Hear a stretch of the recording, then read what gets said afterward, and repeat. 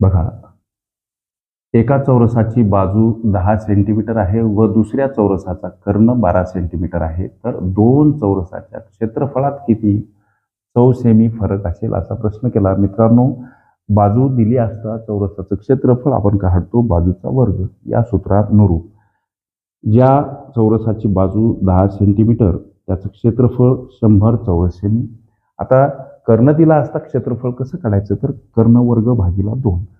कर्ण इथं 12 सेंटीमीटर आहे, 12चा वर्ग 144 आणि त्याला भागिला 2 म्हणजे 72 चौरस सेमी.